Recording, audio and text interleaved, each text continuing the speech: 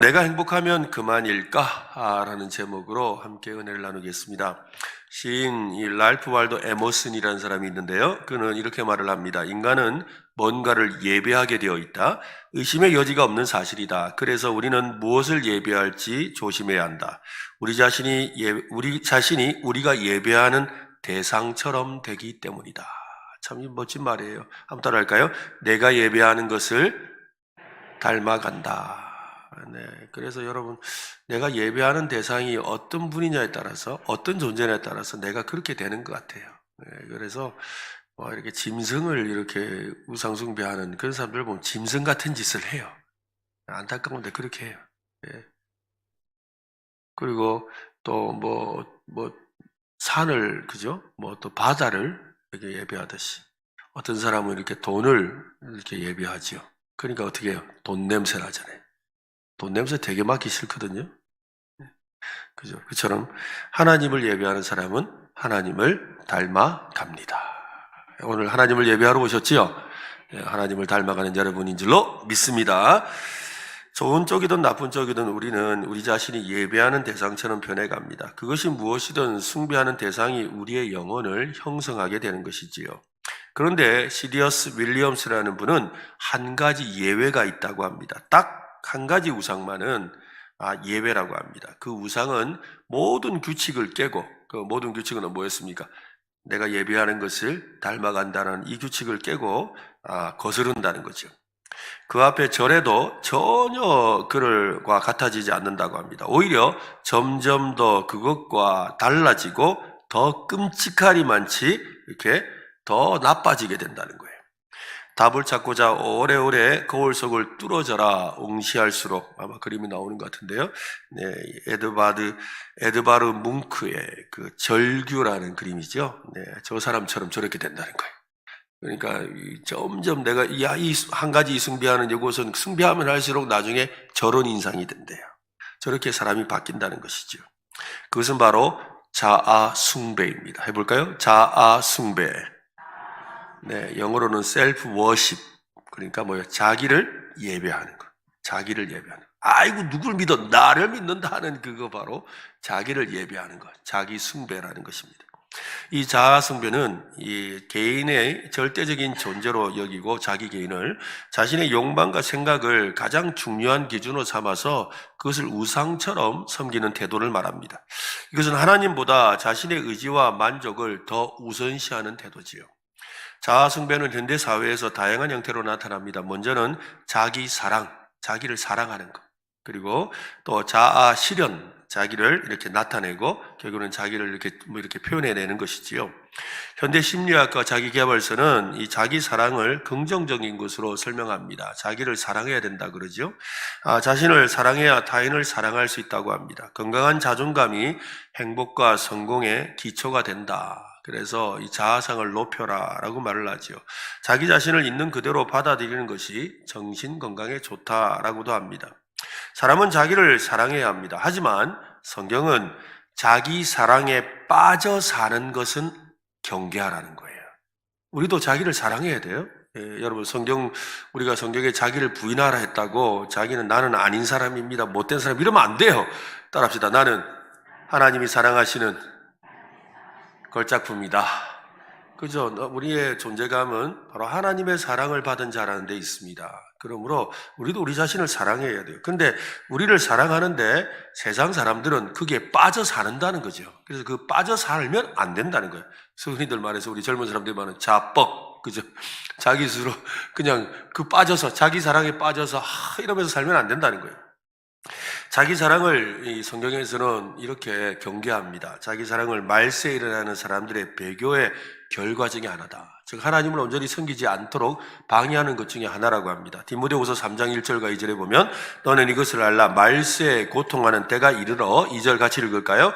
사람들이 자기를 사랑하며 돈을 사랑하며 자랑하며 교만하며 비방하며 부모를 거역하며 감사하지 아니하며 거룩하지 아니하며. 말세에 나타나는 사람들의 징조 중에 첫 번째가 뭐예요? 자기를 사랑하며, 자기를 사랑한다는 거예요. 자기 사랑이 교만으로 이어지면 죄가 됩니다. 우리가 자신을 과대평가하거나 하나님보다 자기 자신을 우선시할 때 문제가 심각해지지요. 우리는 지나치게 자신을 낮추거나 미워해서도 안 된다고 했습니다. 하나님 앞에서 균형 있는 자기 사랑을 가져야 합니다. 그 균형 있는 자기 사랑은 바로 하나님의 사랑을 받아서 사는 존재라는 거예요. 우리는 하나님의 만들어진 걸작품이다. 한번 더 합시다. 나는 하나님의 걸작품이다. 옆 사람에게도 당신도 하나님의 걸작품입니다. 별로 이렇게 시큰둥한데 우리 대학부만 옆 사람에게 너도 하나님의 걸작품이다. 네.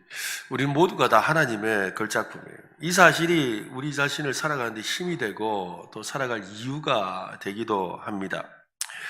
그렇습니다. 우리는 하나님의 형상으로 우리가 지원받았음을 생각하고 하나님의 형성으로서 자기 사랑을 가져야 합니다. 자아 실현이라는 것도 마찬가지죠. 자신의 잠재력을 실현하는 것을 말합니다. 인간이 가진 기본적인 욕구인 생리적인 욕구와 또 안전에 대한 욕구들, 또 사회적으로 인정받고 뭔가를 성취하고 싶은 욕구, 또 존경받고 싶은 욕구가 충족될 때 자신의 재능과 능력이 최대한 발휘되고 하나님 자신의 목적과 가치를 이루게 된다라고 하죠. 그래서 자아 실현을 해야 된다라고 하죠.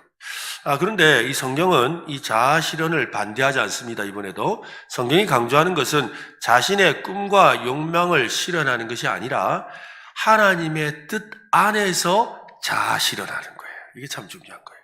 이해가 되세요? 그러니까 내가 그냥 하나님 내 자신의 자아 실현을 위해서 하나님 도와주세요 라고 하는 것은 진짜 신앙이 아니에요. 여러분 잘 기억하셔야 돼요. 내가 이런 계획이 있고 내가 이런 뜻이 있거든요. 그래서 하나님 도와주셔야 돼요. 요거는 진짜 신앙이 아니에요. 요거는 뭐예요? 하나님을 부리는 거예요. 죄송한 표현입니다만 하나님을 부리는 거예요. 내 뜻은 이거거든요. 내 계획은 이거거든요. 앞으로 이렇게 살고 싶거든요. 그러니까 하나님 도와주세요. 이게 진짜 신앙이 아니라는 거예요.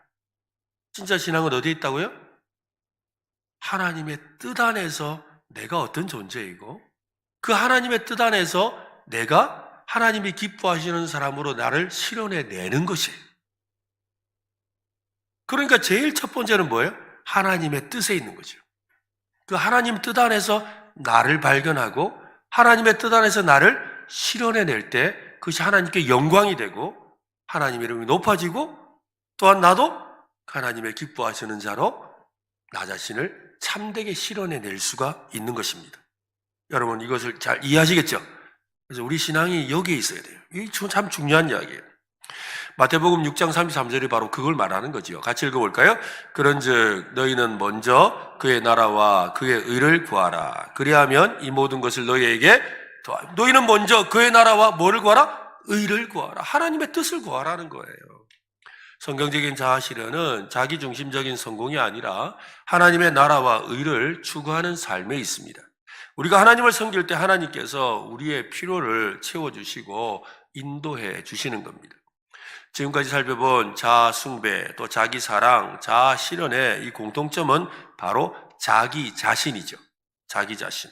자신이 중심이 되어 있다는 것입니다. 성경은 말씀합니다. 본래 우리 마음의 구심점은 우리가 아니지요. 우리는 신이 아닙니다. 자신을 신격화하고 모든 것을 이룰 수 있다고 믿는 것은 망조입니다. 망자, 망할 징조라는 거예요. 본래 우리 인간은 자아에 의지하거나 만족하거나 도취되도록 창조되지 않았습니다. 우리는 자신보다 무한히 더 매혹적인 신을 예배하도록 지음을 받았지요. 이 시대의 흐름에 맞서는 이단적인 메시지, 그러니까 이 시대의 사람들이 주장하는 것과 다른 이것을 하나 말씀드린다면 인간은 자신을 망각하고 하나님을 경외할 때 비로소 진정으로 자유롭고 자기다워진다는 거예요. 이게 세상과 다른 이야기다. 세상은 뭐예요? 자기를 나타내고 자기 의미를 발견해야 나가 된다는 거잖아요. 그런데 성경은 나를 망각하면, 해볼까요? 나를 망각하면. 망각이라는 게 뭐예요? 망각이 뭡니까? 잊어버린다는 거잖아요. 그죠? 지운다는 거죠. 이것을 성경적인 용어로 예수님은 뭐라 하셨어요? 자기를 부인하라. 자기를 부인하라. 자기를 부인하라는 말이에요. 그리고 더 노골적으로 뭐라 하셨냐면 죽노라. 그죠? 죽으면 지워지는 거예요. 그래서 첫 번째, 나를 부인하는 거. 그리고 더 깊은 데 가면 나는 날마다 죽노라. 나를 날마다 지워가는 망각을 해야 돼. 신앙생활은 바로 이 망각하는 것입니다. 자기를 부인하고 예수님을 따른다는 말은 자신을 망각한다는 말입니다. 그리스도와 함께 십자가에 못 박혔다는 고백은 자신을 망각하는 절정에 이르렀다는 것입니다. 죽음은 사라지는 것이라고 했습니다. 자신이 죽었으니 망각을 넘어 사라진 것이지요. 그것이 진정한 신앙입니다. 그런데 하나님이 공급하시는 능력을 생각하지 않고 우리 자신의 힘으로 무언가를 행한다는 것은 우리가 그를 힘입어 살며 기도하며 있다라는 사실을 망각한 소치죠. 즉 하나님과 상관없이 산다는 거죠. 하나님을 망각해버린 거예요. 이게 문제라는 거예요. 여러분, 나를 망각해야 되는 것이지 하나님을 망각하는 게 아니에요. 하나님은 날마다 기억해야 되고 하나님은 날마다 생각해야 되고 하나님은 날마다 기려야 되는 분이에요. 아멘? 예, 여러분. 하나님을 망각하지 맙시다. 해볼까요? 하나님을 망각하지 말자. 우리는 그분을 기억해내야 돼요. 그죠? 그분을 날마다 사모해야 돼요. 늘 그분의 생각 속에 머물기를 원해야 돼요. 망각의 방향이 중요하다 이 말입니다. 하나님을 망각할 것인가? 자신을 망각할 것인가? 스스로 방향을 설정해야 합니다. 이것이 오늘날 가장 빠르게 성장하는 자아 숭배라는 종교를 논박하는 첫 번째 논거입니다.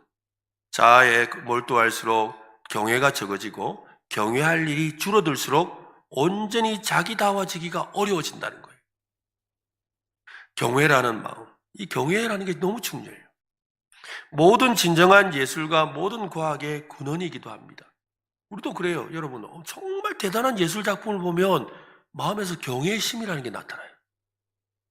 그렇거든요. 사람의 마음에는 이 경외의 심이라는 것이 있어요. 이 경외의 심이라는 건 인간의 존재를 뛰어넘는 어떤 대상을 향해서 갖는 마음이에요.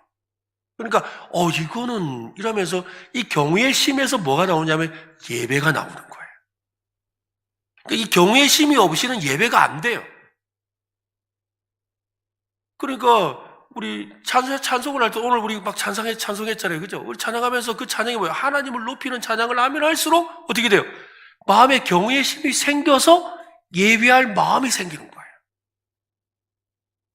그러니까 이 경외의 심이라는 게 너무 중요하죠. 이 정서를 모르는 사람이나 경의와 경외심에 빠져들지 못하는 사람은 이미 죽은 것이나 마찬가지인 존재죠. 그러니까 하나님의 그 만드신 것을 보고서 경외심이 들지 않는 거죠. 그러니까 어떤 사람은 우상 앞에 절을 하고, 그죠? 바다에 가서 절하고, 산에 가서 절하고, 뭐예요? 진짜 경외심이 뭔지를 모르는 거예요. 여러분, 인간은 자신보다 존엄한 존재를 경외할수록 살아나요. 자신을 가장 존엄한 존재로 보고 자신을 경외할수록 점점 비참해지는 거예요. 이 사실을 기억해야 돼요. 자기가 마치 신인 양, 자기 뜻대로 다 해야 되는 양, 그렇게 생각하면 할수록 그 사람은 비참해져요. 나중에 미치죠. 그러나 나를 하나님 앞에서, 나 위대한 신 앞에서 정말로 아주 보잘것없는 존재라는 것을 깨닫는 순간 그 속에서부터 진정한 마음의 행복과 진정한 기쁨을 발견하게 되는 것이에요. 이것이 바로 신앙이라는 겁니다. 우리는 이 경외심을 품을 만한 그런 많은 곳을 알고 있지요. 우리 자연경관 좋은데 이런 데 가보면 그렇지 않으세요? 아주 멋진 산에 올라가 보면 또 이렇게 귀한 개석이 있는 그런 곳을 가보면 또 바다에서 막 그 여름에 태풍이 치는 곳 한번 봐보세요. 태풍 치는 바다 한번 보신 적 있으세요? 진짜 현장에 가서 한번 봐보세요. 정말 내 키가 너무 집채만한 막 파도가 넘쳐올 때 그때 그걸 보고 있으면요. 두려움을 넘어서는 경외심이 생겨요. 아, 이게 하나님이 계시구나 라고 생각이 들어요. 또 심지어는요. 저는 바닷가에서 자랐으니까 태풍이 끝나고 난 뒤의 모습을 보면요. 와, 하나님이 진짜 신명막측하다는 생각이 들어요. 왜냐하면 이 태풍이 불어오면서 바다를 완전 뒤집어 놓거든요. 바다를 뒤집어 놓으면 그 바다의 그 바닥에 깔아앉아 있던 그 온갖 것들이 다 육지로 다 올라와요. 그래 바다를 깨끗하게 만들어버려요. 여러분, 우리가 어떻게 한들, 사실 제가 부산에 살 때 보면 어릴 때 이 부산항에는 바다에 막 이 하수구를 통해서 나오는 온갖 것들이 있으니까 뭐 몇 년에 한 번씩 바다에 있는 뻘을 이렇게 퍼내는 일을 해요. 그 시커먼 뻘을 퍼내거든요. 그래서 바다 이 수면을 유지하기도 하고 그렇게 하는 일을 하는 거예요. 배가 들어오고 나가야 되니까. 그런 일을 하거든요. 그런데 그게 뭐 포크레인은 암만 대단한 거 가져온들 얼마나 하겠어요. 그런데 태풍이 하나가 그 넓은 바다를 뒤집어 엎어버리는 거예요. 그 누가 하겠어요? 하나님밖에 하실 분이 없어요. 놀라운 역사가 일어나죠. 어디 그분이겠어요, 여러분? 우리가 살아가면서 경험하는 많은 일들이 있잖아요. 저 하늘의 별을 바라보면서 또 이 땅의 여러 가지 모습들을 보면서 우리 마음에 그런 생각이 들잖아요. 또 저는 또 부산 이야기를 또 해서 죄송합니다. 이기대라는 동네가 있거든요. 이기대라는 곳에 가면 그 이기대가 왜 이기대인가라고 이제 생각을 하면서 봤는데 어느 딱 지역에 가면 거기에 이렇게 절벽이 쫙 펼쳐져 있는데 그 절벽을 딱 보는 순간 마음에 이렇게 나도 모르게 이렇게 영험하다는 생각이 들어요. 뭔가 영적인 어떤 느낌이 들어요. 근데 신기한 건 그렇게 좀 어떤 데 가면 이렇게 조그마한 폭포인데도 이 폭포가 좀 예뻐요. 그러면서 뭔가 이렇게 그냥 예쁜 게 아니라 뭔가 좀 신비롭다는 느낌이 딱 드는 데가 있어요. 영적인 느낌이 오는 거예요. 그런데 그런 데 가면 기가 막히게 딱 그런 느낌이 드는 그 순간 딱 고개 돌리면 초가 있어. 초가 왜 있죠? 그것을 빌었던 거잖아요. 이 말은 무슨 말이냐면 사람은 어떤 자연 안무를 보고서 경외심을 느낀다는 거예요. 그 경외심이 누군가를 예배하고 싶어지게 한다는 거죠. 근데 그 예배하고 싶어하는 그 마음이 우리는 예수 그리스도를 믿음으로 말미암아 하나님의 자녀가 되어서 그것이 누구로 인한 것인지를 알지요. 아멘? 모릅니까? 여러분도 촉협니까? 아니잖아요, 그죠? 그러니까 우리는 그것을 보고서 나도 모르게 그 입에서 나오는 찬송이 뭐예요? 주님의 높고 위대하심을 내 영혼이 찬양하네. 주님의 높고 위대하심을 내 영혼이 너무 높아서 그 다음 안 합니다. 네. 여러분 그렇잖아요. 그냥 절로 찬양이 나오잖아요. 근데 그들은 뭐예요? 척하고. 왜? 그들은 영적으로 죽어 있으니까. 그들은 영적인 감각이 없으니까. 이 경외의 심은 생겼는데 이유를 알 수 없는 그 경외의 심은 있는데 그 경외할 대상이 누군지를 모르는 거예요. 이것이 문제라는 거죠. 즉 사람의 마음에는 다 무엇이 있다? 경외심이라는 것이 있다라는 거예요. 사회과학에서 이 경외심에 관한 연구 결과가 있습니다. 폴 피프라는 이 학자는 이 경외심을 불러넣는 요인에 사람들을 노출한 다음 일어나는 현상을 이렇게 관찰해 보았다고 합니다. 이 경외심의 이 파급 효과는 사람들을 자신을 더 작게 해서 자기 안에 있는 자만심이 줄어들고 또한 다른 사람들과의 관계가 더 좋아지게 하더라는 거예요. 그러니까 우리가 서로 관계 안 좋은 이유가 다 뭐예요? 자기를 너무 사랑하고 내가 잘났다 생각하기 때문에. 그래서 관계가 안 좋다는 거예요. 근데 이 경외심이 생기면 이 사람이 자기 안에 있는 자만심이 가라앉고 그리고 다른 사람들과 관계가 좋아진다는 거예요. 이 실험을 통해서 경외심이 가득한 사람일수록 더 관대하고 다른 사람의 필요에 민감하고 또한 자연을 소중히 여긴다는 것을 알게 되었다고 합니다. 어떤 연구에서는 이 경외심이 우울증을 줄여주고 자기가 어떤 사물을 인식하는 인지 기능을 향상시켜준다고 해요. 자신보다 큰 것을 접하면 경외하는 것이 여러모로 긍정적인 결과를 가져온다는 게 이 사회과학의 결론이라는 거예요. 인간은 이 경외심을 품고 살도록 지어졌습니다. 하나님을 경외하라는 명령이 구약 성경에 100번 이상 나옵니다. 미국의 항공우주국 나사의 그 최초의 전문학자 중에 한 사람인 로버트 제스트로는 자신의 책에서 이렇게 씁니다. 현대 과학자가 무지의 산을 올라 최고봉을 정복하기에 이르렀다. 마지막 암벽 위에 올라서니 오랜 세월 그곳에 앉아있던 신학자 무리가 그를 반겨준다. 여러분, 이 과학이라는 것은요, 미지의 세계를 개척해서 나는 알 수 있다고 주장하는 거거든요. 이게 과학이에요. 그러니까 나는 안다. 나는 할 수 있다라는 것을 전제하는 게 과학이에요. 그래서 자기가 할 수 있는 최선을 다해서 발견하고 노력하고 그래서 밝혀내고 그다음에 뭐 하잖아요. 우리가 과학이라는 것처럼 추론을 해서 그걸 밝혀내서 원리를 발견해내잖아요.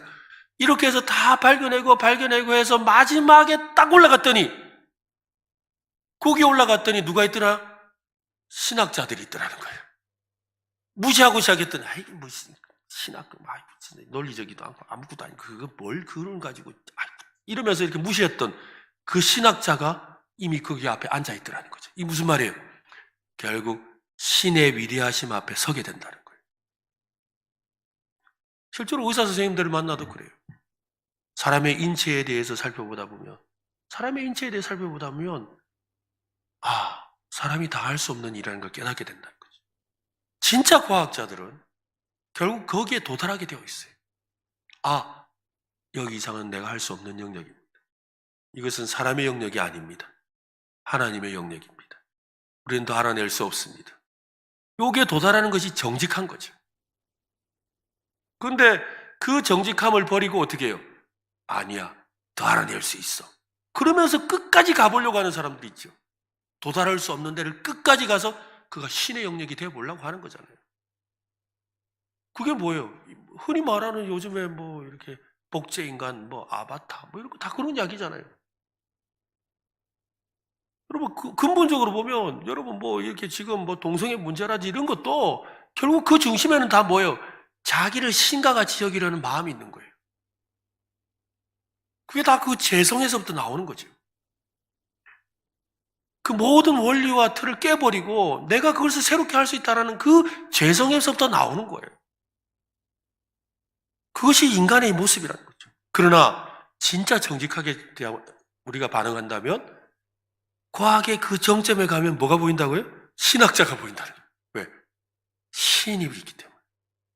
그래서 하나님을 찾을 수밖에 없다는 거죠. 그때 바로 나오는 것이 경외심이라는 것이라.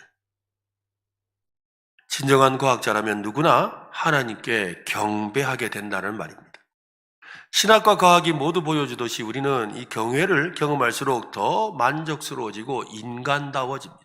즉, 이 경외심을 경험해야 진짜 행복에 이르는 거죠. 우리 그전에 수많은 세월 찾아 난 알았네 내겐 주밖에 없네. 그 노래 있잖아요. 그죠? 아시죠? 이 표정은 안다는 표정일까 모른다는 표정일까? 알죠? 그죠? 네? 바로 그거예요. 인간은 경외를 원할 뿐 아니라 경외가 절대 필요한 존재입니다. 우리는 경탄하도록 지어졌어요. 경탄. 와, 하나님 놀랍습니다. 와, 할렐루야. 이 말이 절로 나와야 된다는 거예요. 해볼까요? 할렐루야. 그죠? 아무 때나 할렐루야 하라는 게 아니라 딱 보고 할렐루야. 이 나와야 된다는 거죠. 나이야 가라. 폭포 가서 보고 뭐라 해야 된다고요? 할렐루야가 나와야 되는 거죠. 그죠? 와 하면 되고 뭐 해야 돼? 할렐루야. 그죠? 그랜드 캐년 가서 보고 뭐라 한다고? 와 이게 지금 공룡 화석인가 이러면 안 돼요. 그죠? 뭐라 한다고? 할렐루야가 나와야 되는 거예요. 그죠? 저 하늘에 높이 올라갔다가 보니까 뭐가 나와야 돼? 할렐루야가 나와야 되는 거예요. 바로 그거라는 거죠. 그게 바로 경탄이라는 거죠. 우리 인간의 본성이라는 겁니다. 자아숭배는 오늘날 가장 빠르게 성장하는 세계적인 종교가 되고 있습니다. 그러나 그것은 우리 자신을 속이고 있는 것이지요. 자아를 숭배하면 경외심을 잃고 공허해집니다. 생각만큼 우리가 대단한 존재가 전혀 아니라는 것을 깨닫기 때문이지요. 우리 일상에서 이 경외심을 불어넣는 요인은 사방에 널려 있습니다. 우리에게 경외심을 불어넣는 것은 어떤 것이 있습니까? 태아의 그 심장 소리, 초음파 영상 보면 막 아이고 조그만 그 꼬맹이가 뱃속에 있다니 이게 믿어지지가 않잖아요. 근데 여러분 그 조그만한 그놈이 손톱 발톱 다 있어. 깜짝 놀래요. 저는 그 낙태 방지 그 영상 제가 이 대학교 시절 한 30년 전에 봤는데 보고 와 정말 너무 놀랐어요. 그 태중에 있는 진짜 뭐 한 서너 달밖에 안 된 그 태중에 있는 조그마한 아이인데 거기에 있을 거 다 있더라고요. 생명이에요, 생명. 이건 놀라운 일이죠. 또 음악 우리 유명한 작곡가들이 그 작곡한 음악을 들을 때 그 음악을 들으면서 아니 어떻게 이런 음악을 작곡하지? 라고 하면서 그 음악 소리에 깜짝 놀라죠. 그런데 여러분 더 놀라운 사실을 아세요? 그 음악 소리와 또 여러분 미술 작품들을 보면 막 멋지게 그림을 그리잖아요. 그 그림 중에서 여러분 특히나 이런 디자인 해가지고 뭐 패턴을 만들고 이걸 이 프랙탈 효과라 그래요. 프랙탈 효과. 이게 뭐냐면 이 자연에 있는 나뭇잎 모양, 가지 모양, 또 바다의 물결 모양 이런 것들을 가져와서 디자인을 해서 다 만드는 거예요. 그러니까 음악의 소리든 미술의 작품, 뭐 어떤 디자인이든 이게 대부분 다 자연에 있는 원리를 가져온 거예요. 발견한 거지. 발명한 게 아니에요. 다 이 자연에 있는 하나님이 만드신 그 자연에 있는 것들을 보는 눈이 있어서 그걸 가져온 거예요. 그러니까 이걸 보면서 야 작곡가 대단하다. 야 저 화가 대단하다라고 노래하지만 사실은 그게 뭐예요? 그 화가를 대단하다고 말하고 작곡가를 대단하다고 말하는 이유는 뭐예요? 어떻게 그 자연의 놀라운 하나님 만드신 이 자연의 놀라움을 발견했냐고 대단하다 하는 것이지. 그 사람이 어떻게 이렇게 놀라운 뭘 그리고 만들었냐로 놀라다 하면 안 되는 거예요. 우리가 가지고 있는 소리는 다 하나님 만드신 소리예요. 그것을 사람이 그렇게 만드니 그러니까 그걸 보면서 우리가 경외심을 느끼게 되는 거죠. 지금까지 우리에게 이 경외심을 발동시키는 것들에 대해서 가만히 생각해 보세요. 그것들로부터 느끼는 경외심은 영원하지 않습니다. 세상의 것은 영원하지 않아요. 시간이 지날수록 약해지고 사라지지요. 왜 그럴까요? 경외심을 느끼게 만든 그 모든 것은 진짜 경외심을 느껴야 될 대상의 그림자이기 때문이죠. 진짜 경외심을 느껴야 될 대상의 그림자라는 거예요. 전도서 12장 1절과 2절에 보면 너는 청년의 때에 너의 창조주를 기억하라. 곧 공고한 날이 이르기 전에 나는 아무 낙이 없다고 할 해들이 가깝기 전에 해와 빛과 달과 별들이 어둡기 전에 빛 뒤에 구름이 다시 일어나기 전에 그리하라. 창조주 하나님을 보라는 거예요. 창조주 하나님. 전도서 12장에는 또 이런 말씀이 있습니다. 지혜자들의 말씀들은 찌르는 채찍들 같고 회중의 스승들의 말씀들은 잘 박힌 못 같으니 다 누가 주었다? 한 목자가 주신 바이니라. 그 목자가 누구라는 거예요? 하나님이라. 하나님이 주신 거라는 거예요. 하나님의 지혜라는 거예요. 내 아들아 또 이것들로부터 경계를 받으라. 많은 책을 짓는 것은 끝이 없고 많이 공부하는 것은 몸을 피곤하게 하느니라. 자기가 뭘 알아보려고 막 책도 쓰고 뭐 또 뭐 읽어보고 하지만 그거 다 피곤하다는 거예요. 이래 결국을 다 들었으니 뭘 하라? 하나님을 경외하고 그의 명령들을 지킬지어다. 결국 하나님 경외하는 거 아니더냐 이 말이에요. 하나님 경외하는 이야기들은 아니더냐는 거예요. 이것이 모든 사람의 무엇이다? 본분이니라. 진정으로 가장 자기다워지려면 막연히 경외해서는 안 됩니다. 아무거나 닥치는 대로 경외해서도 안 됩니다. 그림자를 경외하는 것은 더더욱 안 되지요. 우리에게 경외심을 느끼게 한 모든 것은 한 분을 가리킵니다. 모든 경외의 궁극적인 권한을 경외해야 합니다. 그분은 바로 여호와 하나님이십니다. 잠언 9장 10절 같이 읽겠습니다. 시작. 여호와를 경외하는 것이 지혜의 근본이요 거룩한 자를 아는 것이 명철이니라. 하나님을 경외한다는 것은 어떤 의미겠습니까? 많은 사람이 하나님을 경외하는 것을 오해하고 있습니다. 이것을 유실론으로 위장한 자아 숭배라고 하는데요. 하나님을 믿는 것처럼 보이지만 결국 자기를 믿는 것이에요. 이것을 아전인수식 믿음이라고 하고 또 기복주의 신앙이라고 그러고 번영신학이라고 부르죠. 자신이 설정한 신을 하나님으로 생각하고 믿는 것을 말합니다. 자신이 생각하는 도덕이나 신앙적 행동을 하나님의 뜻으로 주장하기도 하지요. 그러니까 경외심이 없어요. 왜? 내가 믿는 그 정도의 하나님이라고 믿기 때문에 그 하나님에 대해서 막 경외심이 없는 거예요. 그러니까 응답 안 되면 짜증이 나. 근데 하나님이 경외하는 마음이 있으면요, 내가 기도하는 그 기도가 응답이 안 될 때 오히려 더 하나님을 예배하게 돼요. 그게 현실이에요. 또 내가 생각하는 대로 신앙은 이런 것이다, 하나님은 이래야 된다라는 생각 속에 예배는 이런 것이다 하고 주장하는 사람들이 있어요. 그래서 예배는 이렇게 드려야 돼, 신앙은 이렇게 살아야 돼. 그거 뭐예요? 자기가 하나님의 뜻이 이렇다고 생각하는 거예요. 그런데 하나님의 뜻이 무엇인지를 알고 그 뜻에 맞추는 건 다른 문제잖아요. 전혀 다른 영역이에요. 하나님을 자기의 목적에서 비롯된 신으로 여기는 것이지요. 이 모든 것은 만들어진 신에 불과한 겁니다. 하나님이란 신을 만들어 섬기는 거예요. 하나님은 만들어진 분이 아니에요. 따라합시다. 하나님은 나를 만드신 분이다. 내가 만드는 게 아니라 하나님이 나를 만들었어요. 이스라엘 백성은 모세가 산에서 내려오지 않자 아론에게 요청을 합니다. 출애굽기 32장 1절에 보면 백성이 모세가 산에서 내려옴이 더딤을 보고 모여 백성이 아론에게 이르러 말하되 일어나라 우리를 위하여 뭐 어떻게 하라고요? 우리를 인도할 신을 만들어라. 신을 만들으래요. 우리를 위하여 우리를 인도할 신을 만들어라. 이 모세 곧 우리를 애굽 땅에서 인도해낸 사람은 어찌 되었는지 알지 못하겠다. 우리를 위하여 우리를 인도할 신을 만들어라. 엄청난 말이죠. 근데 그 말은 그때부터 지금까지 우리 가운데 끊임없이 들려오고 요구하는 소리입니다. 어떤 사람은 나의 목적을 충족시킬 신을 하나님으로 경외하려고 하지요. 아니, 내 목적이 이루어져야 하나님이지. 그래서 나는 이번에 교회 와서 이렇게 해가지고 내가 학교에 좀 입학도 하고 직장도 가질 줄 알았는데 안 됐어요. 그냥 안 믿을래요. 자기 목적에 맞는 신이 하나님이라고 생각하는 거잖아요. 자기 목적을 이루는 분이 신이 하나님이라는 거예요. 어떤 사람은 그죠?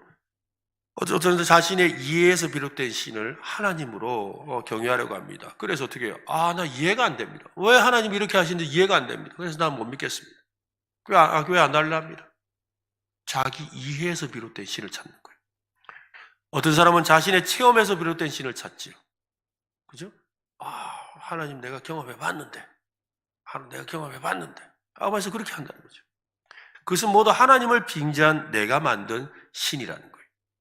우리가 만든 신은 결코 참된 신이 될 수가 없습니다. 우리가 믿고 있는 여호와 하나님은 도둑될 수가 없죠. 하나님은 오직 우리를 만드신 분입니다. 우리를 만드신 하나님은 어떤 분입니까? 그분은 우리를 대적하시는 분이 아니라 우리를 위하시는 분입니다. 성경은 하나님은 사람이 아니시다라고 단언하지요. 예레미야는 우상을 거짓 것이요 헛것이요 망령되이 만든 것이라고 했습니다. 하나님은 직접 네가 나를 너와 같은 줄로 생각했노다 라고 책망하신 적이 있습니다. 이사야 선지자는 하나님의 말씀으로 모든 논란의 종지부를 찍습니다. 이사야 55장에 보면 이는 내 생각이 너희 생각과 다르며, 내라는 것은 하나님이죠. 그렇죠? 이는 내 생각이 너희 생각과 다르며 하나님 나의 길은 너희의 길과 다름이라. 여호와의 말씀이니라. 이는 하늘이 땅보다 높은 같이 내 길, 하나님의 길은 너희의 길보다 높으며 내 생각, 하나님의 생각은 너희의 생각보다 높다라고 말씀하셨어요. 우리가 생각하는 것보다 훨씬 더 경외하고 즐거워하기에 합당한 신이 바로 하나님이십니다. 우리가 지어낸 신이 아니라 알아가야 할 신입니다. 한번 해볼까요? 하나님은 알아가야 할 분이다. 한 번 더 합시다. 하나님은 내가 믿고 신뢰해야 될 뿐이다. 그죠? 네, 그냥 다 이해하지 못한. 우리 노래하잖아요. 다 알 수 없어도. 제가 이렇게 찬양을 자꾸 이렇게 부르는 이유가 있어요. 왜냐하면 찬양에 우리 신앙이 다 들어있는데 생각 없이 부르는 것 같아요. 그죠? 지금 찬양에 다 우리가 고백할 게 다 나있잖아요. 다 알지 못해도, 다 알 수 없어도, 나 알아가리라. 그죠? 나 알아가리라. 알아가야 될 뿐이에요. 인간은 생각만큼 대단한 존재가 아닙니다. 우리 자신이 우주의 중심에 서면 경외심을 잃고 결국 불행해집니다. 반면에 하나님은 무언가를 경외하고 싶어하는 우리 영혼의 깊은 갈망을 다 채우고도 남을 만큼 존엄하신 분이지요. 경외의 대상으로서 하나님은 거울 속에 비친 나보다 훨씬 더 우월하십니다. 큰 소리로 오래오래 인간을 찬송할수록 우리는 경외심을 잃어버립니다. 그래서 여러분, 가수들 중에 자기를 노래하는 사람들 치고 여러분 인생이 좋은 사람 별로 없어요. 자기를 너무 사랑하면 결국 극단적인 선택을 하는 것 같아요. 자기를 너무 사랑하면. 자신을 향한 무한한 기대에 짓눌려서 결국 무너지고 마는 거죠. 참 자유를 들이마시고 싶다면 온 세상의 성도와 더불어 찬송가를 힘차게 불러야 돼요. 찬송가. 1장부터 100장에 있는 찬송가들. 저 찬송가 여러분 지난 수요일에도 우리 목사님들한테 그 이야기를 해줬는데요. 찬송가를요, 1절부터 4절까지 있잖아요. 1절부터 4절까지 안 쉬고 다 부를 수 있는 사람은 대단한 영성을 가진 사람이에요. 어려워요, 생각보다. 1절부터 4절까지 안 쉬고 중간에 안 멈추고 나중에 한번 불러보는지 한번 봅시다. 쭉 다 부르는 거 보통 신앙이 아닙니다. 하나님의 이름을 높이는 거 너무 중요합니다. 여러분 혹시 오늘 설교 제목 기억하세요? 오늘 설교 제목? 제가 지금 하나님을 경외하라는 이야기를 너무 많이 했기 때문에 설교 제목이 하나님을 경외하란가 생각할 것 같아요. 다시 한번 말씀드립니다. 오늘 설교 제목은 내가 행복하면 그만일까입니다. 근데 제가 지금까지 내가 행복하면 그만일까의 내용을 말 안 했죠. 왜 안 했느냐 하면 이 경외의 문제 때문에 그래요. 자아 숭배와 부당함과 하나님을 경외하는 삶에 관해 제가 지금까지 설명을 했거든요. 자아 숭배의 궁극적인 목적은 자기 행복이잖아요. 내가 행복해지기 위한 방법으로 나를 사랑하고 나를 높이고 그리고 내가 대단하다고 스스로 생각하는 거거든요. 근데 자기 행복을 위해 자기 숭배에 빠져 살지만 결국 진정한 행복을 발견할 수 없다고 지금까지 제가 설명을 드린 거예요. 오늘날처럼 사람의 행복에 대해 관심이 많고 행복에 관한 권리를 요구하는 시대도 없습니다.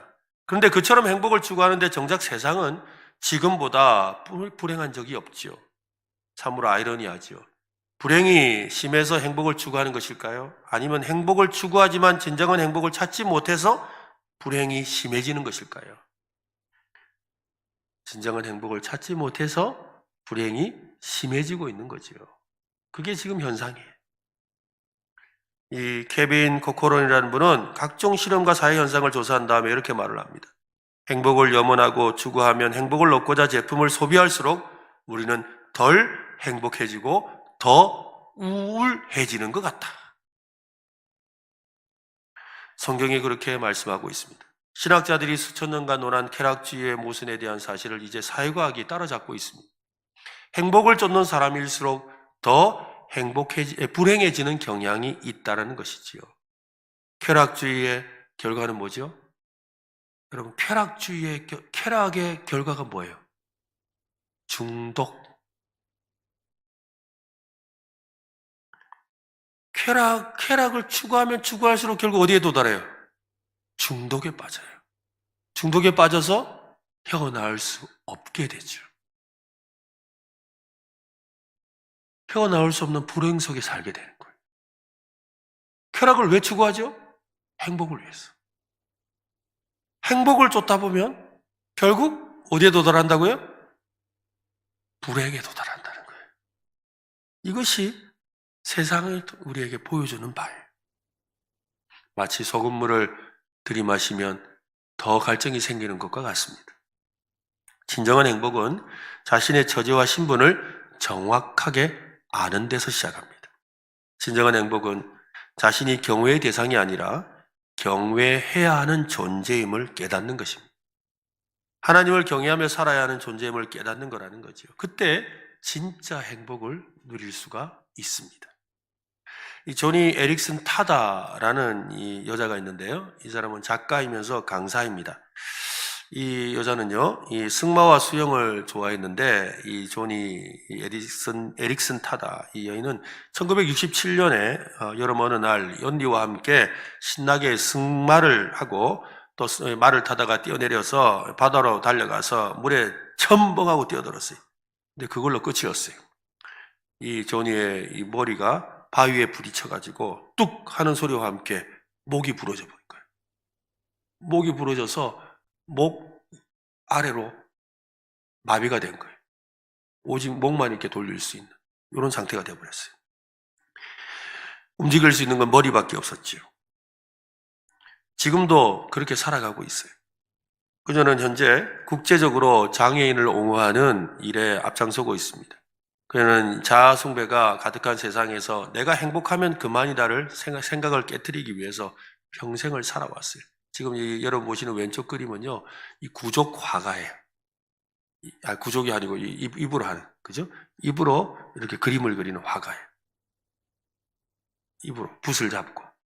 그리고 또 하는 일은 방송에서 라디오 진행을 해요. 그가 이런 고백을 했습니다. 사고 전에 내가 물었던 이 질문은 항상 이런 것들이었습니다. 하나님은 내 남편감으로 누구를 정해놓으셨을까요? 이번 시험을 잘 보게 해주세요. 내 인생, 내 직업을 통해 주시는 축복이 무엇일까? 내 행복을 위하여 무엇을 준비해 놓으셨나요? 그러나 이 모든 것들은 사고로 인하여 사라졌습니다. 이제 남은 것은 무력한 몸뚱이와 하나님뿐입니다. 점차로 나는 그분으로 만족하게 되었습니다. 우주를 만드신 하나님, 내 안에 살아계시는 하나님의 실체에 압도되었습니다. 처음 몇 달 동안, 몇 년 동안 하나님이 내게 가르치시고자 하는 것이 무엇인가에 대해 질문하며 집중했습니다. 그리고 마침내 답을 찾았습니다. 여호와 하나님이여, 나는 누구이오며 내 집은 무엇이기에 나에게 이에 이르게 하셨나이까? 다윗이 역대상 17장 16절에서 했던 이 질문을 나도 근래에 되뇌이곤 합니다. 내가 누구이기에 미국 전역에 송출되는 라디오 프로그램을 40년 동안이나 맡을 수 있었을까? 이 움직이지 못하는 몸으로 40년 동안 라디오 진행을 했다는 거예요. 내가 누구이기에 켄이라는 남자를 만나서 40년간 결혼 생활을 이렇게 행복하게 살고 있을까? 그러니까 이 장애를 가지고 움직이도 못하는데 남편과 40년째 살고 있다는 거예요.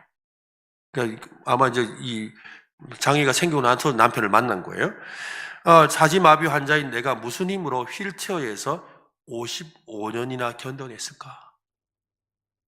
사실 내게는 그런 힘이 없습니다. 지금도 나는 아침에 일어날 때마다 하나님이 없으면 안 됩니다. 다윗처럼 나도 자주 나는 가난하고 궁핍하오나 라고 고백합니다. 어쩌면 그래서 그분이 나를 이에 이르게 하셨는지도 모릅니다. 나로서는 알 길이 없습니다. 하지만 이것은 분명히 압니다. 여호와의 눈은 온 땅을 두루 감찰하사 전심으로 자기에게 향하는 자들을 위하여 능력을 베푸시나니, 하나님은 세상 도처에서 그분을 사랑하는 약한 자들을 찾아 그들에게 그분의 힘을 부어주십니다. 아마도 그것이 내 이야기이겠지만 내가 어떻게 여기까지 왔는지는 그분만이 아십니다. 나는 그저 중요한 고비를 지날 때마다 나를 주관하시는 그분을 찬송할 따름입니다. 오늘 하나님을 여러분 뜨겁게 찬송하면 좋겠어요. 그렇죠? 우리 안에 진정한 하나님을 향한 경외심이 솟아나도록 오늘 좀 찬송을 부르려고 그래요. 그래서 찬송가를 좀 부르려고 그러거든요. 찬송가를 부르면서 우리의 마음속에서 하나님을 향한 이 경외심이 막 솟구치면 좋겠어요.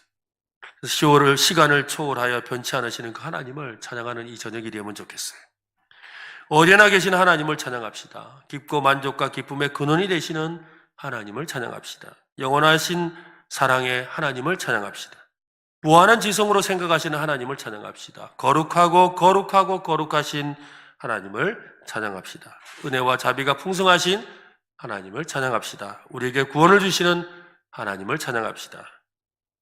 그리고 기도에 언제나 응답하시는 신실하신 하나님을 찬양하는 이 저녁이 되었으면 좋겠습니다.